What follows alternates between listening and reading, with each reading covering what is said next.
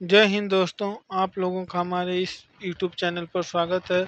आशा करते हैं आप लोग स्वस्थ होंगे और आप लोगों की पढ़ाई अच्छे तरीके से चल रही होगी। शुरुआत करने से पहले आप लोगों को बता दें, यदि आप लोग हमारे चैनल को सब्सक्राइब नहीं किए हैं तो हमारे चैनल को सब्सक्राइब कर लीजिए, बेल आइकन को दबा लीजिए और वीडियो को ज़्यादा से ज़्यादा शेयर कर दीजिए, ताकि जितने भी स्टूडेंट हैं इस वीडियो को पढ़ के अपनी तैयारी को मजबूत बना सकें। यदि आप लोगों को ये पीडीएफ चाहिए तो आप हमारे Telegram channel student point centre से जुड़ जाइए। वहाँ पर सारी पीडीएफ अवेलेबल रहती हैं। आप लोग वहाँ से पीडीएफ को प्राप्त करके अपनी तैयारी को और भी ज़्यादा मजबूत बना सकते हैं। तो चलिए शुरुआत करते हैं आज के सेशन को। पिछली क्लास में हम लोग जहाँ तक पढ़े थे उसके आगे के प्रश्नों को हम लोग पढ़ना स्टार्ट करते हैं। आज की इस क्लास में हम लोग वैदिक काल से संबंधित जितने भी महत्वपूर्ण प्रश्न होंगे उनको पढ़ना स्टार्ट करते हैं। आज का हमारा पहला पॉइंट है, वैदिक काल को ऋग्वैदिक या पूर्व वैदिक काल एवं उत्तर वैदिक काल में बांटा गया है। वैदिक काल को ऋग्वैदिक या पूर्व वैदिक काल तथा वे उत्तर वैदिक काल में बांटा गया है। जो ऋग्वैदिक काल की सबसे पवित्र नदी कौन थी, तो सरस्वती नदी है। ऋग्वैदिक काल की जो सबसे सर्वाधिक पवित्र नदी सरस्वती नदी को माना जाता था, जिसे हम लोग नदी तमा के नाम से भी जानते हैं। अगला हमारा पॉइंट है, आर्यों एवं वैदिक काल की जानकारी हमें ऋग्वेद से प्राप्त होती है। आर्यों एवं वैदिक काल की जानकारी में किस वेद से प्राप्त होती है, तो ऋग्वेद से प्राप्त होती है। वेद कितने हैं, तो वेद कुल 4 प्रकार के हैं। पहला है ऋग्वेद है, दूसरा सामवेद है, तीसरा यजुर्वेद और चौथा अथर्ववेद है। अगला हमारा पॉइंट है,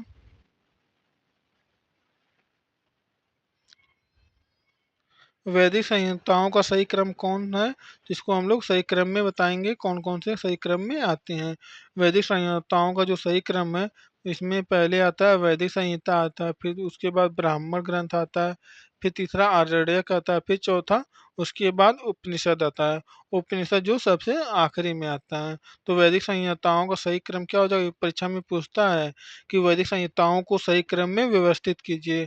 इस तरह प्रश्न पूछेगा कि वैदिक संहिताओं का सही क्रम कौन सा निम्नलिखित में से। तो हम लोगों को इसको इस क्रम में याद करना पड़ेगा। तो सबसे पहले जो है वैदिक संहिता आता है, फिर ब्राह्मण ग्रंथ आता है, फिर आरण्यक आता है, फिर उसके बाद उपनिषद होता है। ये जो है वैदिक संहिताओं का सही क्रम है। उसके बाद हमारा अगला पॉइंट है कि कुल कितने वेदांग हैं। कुल वेदांग 6 हैं। तो पहला जो है शिक्षा, दूसरा कल्प, तीसरा व्याकरण, चौथा निरुक्त और पांचवा ज्योतिष और छठवां जो है छंद है। अगले पॉइंट पे चलते हैं। चार वेदों को सम्मिलित रूप से संहिता कहलाता है। चार वेदों का सम्मिलित रूप क्या कहलाता है, तो चारों वेदों का सम्मिलित रूप संहिता कहलाता है। ऋग्वेद, सामवेद और यजुर्वेद को वेद त्रयी या त्रयी के नाम से हम लोग जानते हैं। ऋग्वेद, सामवेद और यजुर्वेद को हम लोग वेद त्रयी या त्रयी के नाम से भी जानते हैं।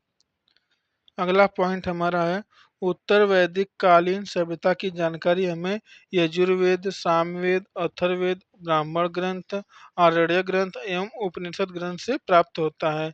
उत्तर वैदिक कालीन सभ्यता की जो जानकारी हमें है यजुर्वेद से, सामवेद से, अथर्ववेद से, ब्राह्मण ग्रंथ से, आरण्यक ग्रंथ से एवं उपनिषद ग्रंथ से प्राप्त होता है। अगला हमारा पॉइंट है, वेदों में जो सर्वाधिक महत्वपूर्ण वेद है ऋग्वेद है। और जो ऋग्वेद हमारा है सबसे प्राचीन वेद है। इसमें कुल 10 मंडल और 1028 सूक्त होते हैं। ऋग्वेद का जो 9वां मंडल है सोम को समर्पित है। तो वेदों का सर्वाधिक महत्वपूर्ण वेद कौन सा है, तो वह है ऋग्वेद है। ऋग्वेद जो है हमारे सभी चारों वेदों में से सबसे पुराना वेद ऋग्वेद है। ऋग्वेद में कुल 10 मंडल होते हैं, 1028 सूक्त होते हैं और जो ऋग्वेद का 9वां मंडल है सोम जी को समर्पित है। अगला पॉइंट है, असतो मा सद्गमय वाक्य ऋग्वेद से लिया गया है। असतो मा सद्गमय जो है वाक्य ऋग्वेद से लिया गया है। यहाँ से भी प्रश्न पूछे जाते हैं। इसमें प्रश्न पूछा जाता है इस तरह से कि असतो मा सद्गमय वाक्य कहाँ से लिया गया है, तो इसका सही आंसर हमारा हो जाएगा ऋग्वेद से लिया गया है। तो इस पॉइंट को आप लोग ध्यान में रखिएगा। असतो मा सद्गमय जो वाक्य है ऋग्वेद से लिया गया है। और जो गायत्री मंत्र है ऋग्वेद के तीसरे मंडल में उल्लिखित है। गायत्री मंत्र भी कहाँ से लिया गया है? तो गायत्री मंत्र ऋग्वेद के तीसरे मंडल से लिया गया है। इसकी रचना किसने किया है? तो इसकी रचना जो है विश्वामित्र ने किया है। अगला हमारा पॉइंट है छंदोग्य जो उपनिषद में कुल केवल 3 आश्रमों का उल्लेख किया गया है। छंदोग्य उपनिषद में केवल 3 आश्रमों का उल्लेख किया गया है, जबकि चारों आश्रमों का उल्लेख सर्वप्रथम जाबोलोपनिषद में मिलता है। 3 आश्रमों का उल्लेख जो है छंदोग्य उपनिषद में मिलता है, जबकि चारों आश्रमों का उल्लेख जो है सर्वप्रथम जाबोलोपनिषद में मिलता है। अगला हमारा पॉइंट है ऋग्वैदिक कालीन वर्ण व्यवस्था जो है व्यवसाय पर आधारित थी। ऋग्वेद कालीन जो वर्ण व्यवस्था थी व्यवसाय पर आधारित थी। ऋग्वेद से बढ़ई, रत्नकार, बुनकर, चर्मकार एवं कारीगर आदि शिल्प वर्ग की जानकारी मिलती है। ऋग्वेद से हमें बढ़ई की, रत्नकार की, बुनकर, चर्मकार एवं कारीगर आदि शिल्प वर्ग की जानकारी मिलती है। ऋग्वेद में प्रमुख व्यवसायों का उल्लेख प्राप्त होता है। तक्षण जो जिसे हम लोग बढ़ई के नाम से जानते हैं, धातुकर्मी, धातु का कार्य करने वाले को हम लोग जानते हैं, स्वर्णकार, चर्मकार व जुलाहे या कुंभकार आदि जो है इसकी जानकारी हमें ऋग्वेद से प्राप्त होती है।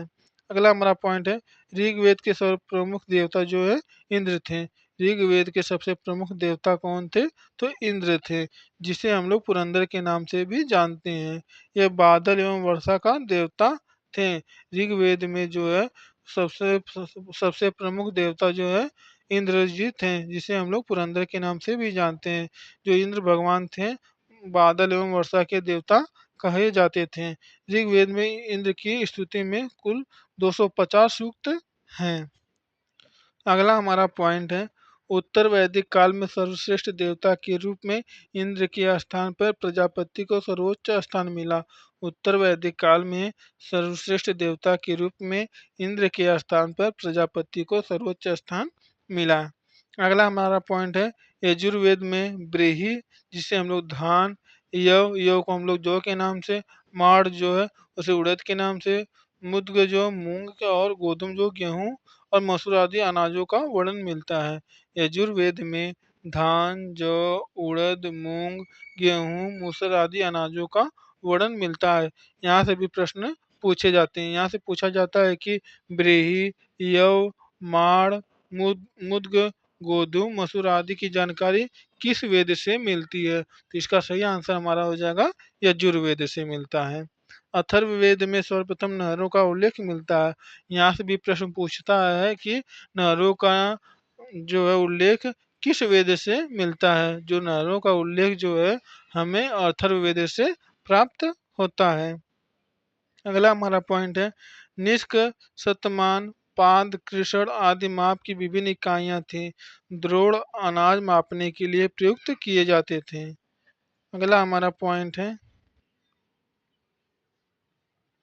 मोक्ष की चर्चा जो सर्वप्रथम उपनिषद में मिलती है। पुनर्जन्म की अवधारणा बृहदारण्यक उपनिषद में मिलती है।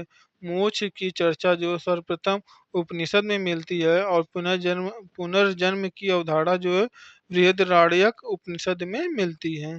अगला हमारा पॉइंट है निष्काम कर्म के सिद्धांत का प्रतिपादन सर्वप्रथम ईशोपनिषद में किया गया है। निष्काम कर्म के सिद्धांत का प्रतिपादन जो है सर्वप्रथम ईशोपनिषद में किया गया है। अगला हमारा पॉइंट है यम और नचिकेता का संवाद कठोपनिषद में मिलता है। यहाँ से भी प्रश्न पूछता है कि यम और नचिकेता का संवाद किस उपनिषद में मिलता है? तो यम और नचिकेता का संवाद जो है कठोपनिषद में मिलता है। अगला हमारा पॉइंट है ऋग्वैदिक कालीन समाज की सबसे छोटी इकाई कौन थी? तो ऋग्वैदिक कालीन समाज की सबसे छोटी इकाई परिवार होती थी। इसके अलावा इसमें अन्य इकाइयों के रूप में ग्राम, विष एवं जन का उल्लेख भी हुआ है। अगला हमारा पॉइंट है ऋग्वैदिक कालीन आर्यों की अर्थव्यवस्था का प्रमुख आधार पशुचारण था। पशुओं की प्राप्ति के लिए विभिन्न प्रकार की प्रार्थनाएं एवं अनुष्ठान किए जाते थे। अगला हमारा पॉइंट है गाय को अघन्य अर्थात न मारे जाने वाला पशु कहा गया है। गाय को अघन्य अर्थात न मारे जाने वाला पशु कहा गया है। अगला हमारा पॉइंट है, गाय से संबंधित विभिन्न शब्दों के उल्लेख से मिलता है। गाय से संबंधित विभिन्न शब्दों के उल्लेख से मिलता है। गोमत, धनी व्यक्ति, गमिष्ठ, गाय की खोज, गोपति जो है गाय का रक्षा करने वाला, आदि जो है गाय से संबंधित विभिन्न शब्द हैं। अगला हमारा पॉइंट है, वैदिक काल में सभा और समिति नामक दो संस्थाएं थी। वैदिक काल में सभा और समिति नामक दो संस्थाएं थी। सभा श्रेष्ठ एवं संभ्रांत लोगों की संस्था थी और जबकि समिति सामान्य जनता का प्रतिनिधित्व करती थी। वैदिक काल में सभा और समिति नामक दो संस्थाएं थी।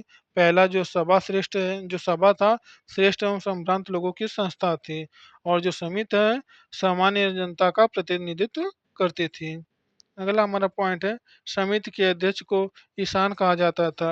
यह राजा को चुनने एवं पदच्युत करने का कार्य करती थी। समिति के अध्यक्ष को ईशान के नाम से जाना जाता था। जो ईशान थे राजा को चुनने एवं पदच्युत करने का कार्य करती थी। अगला हमारा पॉइंट है, अथर्ववेद में सभा और समिति को प्रजापति की दो पुत्रियां कहा गया है। अथर्ववेद में सभा और समिति को जो है प्रजापति की दो पुत्रियां कहा गया है। तो दोस्तों आज के लिए इतना ही। बाकी की वीडियो पढ़ने के लिए आप हमारे चैनल को सब्सक्राइब कीजिए, वीडियो को लाइक कीजिए और वीडियो को ज़्यादा से ज़्यादा शेयर कीजिए। यदि आप लोगों को यह पीडीएफ चाहिए तो आप हमारे Telegram channel student point centre से जुड़ जाइए, वहाँ पर सारी पीडीएफ अवेलेबल रहती हैं। आप लोग वहाँ से पीडीएफ को प्राप्त करके अपनी तैयारी को मजबूत बना सकते हैं। तो जय हिंद, जय भारत।